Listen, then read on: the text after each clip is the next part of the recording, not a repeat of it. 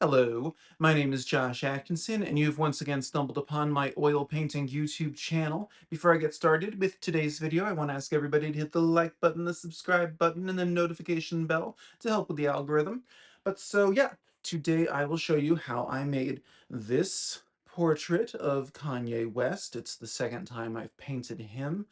I think it's from the same source image. It's cool to return to a source image like years later and find out what stylistic evolution has happened. So without further ado, let's start the time lapse. Okay, so here is our source image. We have Kanye West crying at some public event where he's got really interesting lighting. I do not know the story behind this, and just as a little preface, let me be clear, I am not making fun of mental illness, um, or even Kanye West, honestly. I tried to get into his music years ago, and it just didn't take, um, so I do just think he's got really interesting facial features, and so I've painted him twice now. But anyway, I'm just kind of going in. I'm not married to a particular start. Sometimes I wipe out a thin layer of paint. Sometimes I try to go in with like an Andrew Loomis circle. Sometimes I just go in winging it, which is clearly what I'm doing this time. Um, I know that when I made this painting, I was itching for a change, trying to really get like some notable progress on my mission to abstract but still convey a likeness. Um, so I went into this with that goal, but with no plan or strategy. And so I find myself just with a face that is coming along. I'm thrown on I realize that the highlights from whatever this stage lighting that's on him, they're basically just yellow ochre plus titanium white with maybe a little bit of burnt sienna. My palette is a mess. I have an organized palette as in the sense that like I know where everything's supposed to be, but if somebody else looked at it, they'd just be like, I don't understand. I'm going in with some permanent rose in the kind of area between the lit part and the shadow to give it some sort of gradation, but also punching up. Uh, when people say flesh tone, a lot of the time they're talking about white people, and that is certainly a problem, and I try not to fall into that. I just want to make clear that like any flesh tone is basically made of the same colors, and adding something like permanent rose into a transitional area is going to make everyone's face look more lively, whether you have very light skin or very dark skin or anything in between. So, so yeah, when I do paint people, I always go looking for uh, fun brush stroke opportunities, but also for really exciting color opportunities. I really like to push it. But that's a reason that I typically wouldn't go with a source photo like this, where the lighting is so contrived. It's meant for, I'm guessing it's like a concert or an award show or something. He's got all this like very intense blue and then this very intense yellow, and it's aesthetically pleasing. But for a painting where I always kind of think the goal is to take something that isn't astoundingly interesting and then make it interesting through paint, through my choice of brushstrokes, texture, color, and even value. But with this one, I don't know, I just couldn't turn down the expression on his face and just the shapes of his face. He has interesting cheekbone to chin to forehead. There's just something, I don't know. There's just, I guess when you're a portrait painter, you just register certain faces as architecturally compelling or something. But anyway, so I'm pushing in blue now.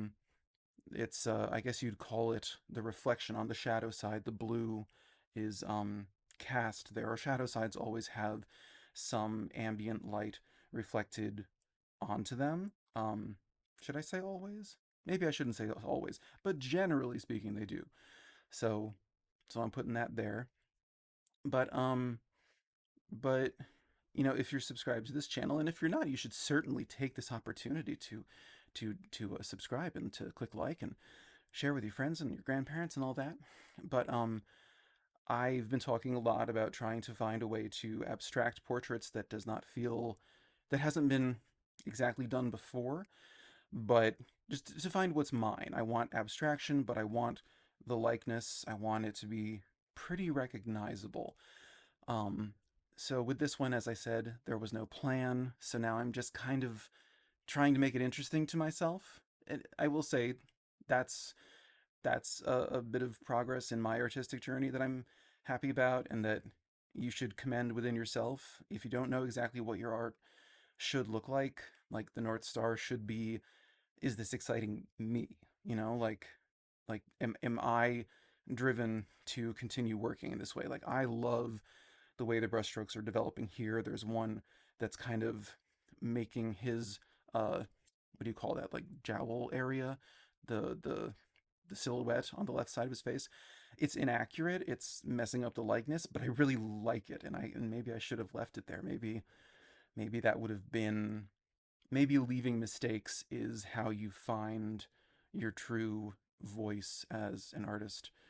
Yeah, that sounds smart. Wish I'd done it. Anyway, uh, but you'll see in the coming weeks I've got some stuff that is genuinely abstract because I went in with some plans. I practice what to do with the particular subject's features, and then I kind of wing it because it's hard to wing it with oil paint. You know, oil paint quickly becomes too wet for there to be more paint put on, and um and you can sort of erase it, but it's messy. And as much as I love painting, I actually don't love constantly like having my fingers, you know, purple and sticking to each other. I mean, okay, I kind of like it. I'm kind of into it. So yeah, so now I'm just doing something with the background again, just trying to follow the North Star of what would make this interesting to me. And maybe I do leave that thing on the side of his face in. Good for me. I don't remember. But so I'm just throwing in some colors from his clothing and his skin, and throwing them into the background because the background colors, you know, that ambient light on the shadow side of his face are on his face. So I thought throw them in the background, and I like it. I like how it all turned out. I think the texture is really interesting. But this, I guess, was the last portrait that I went in with without a plan. So that's something that I guess it taught me, and you'll see some results coming up. But I do really like this portrait. I'm not going to paint over this. I think it's successful. It's stylized. It looks like the subject. I wouldn't exactly call it abstract, but it's definitely expressive, and I think it's impactful. So here's some detail shots. It's an 11 by 14-inch painting on oil painting on a canvas panel. So then, yes, that is how I arrived at this portrait of Kanye West. A very emotional moment, and I always do kind of like painting extreme emotion.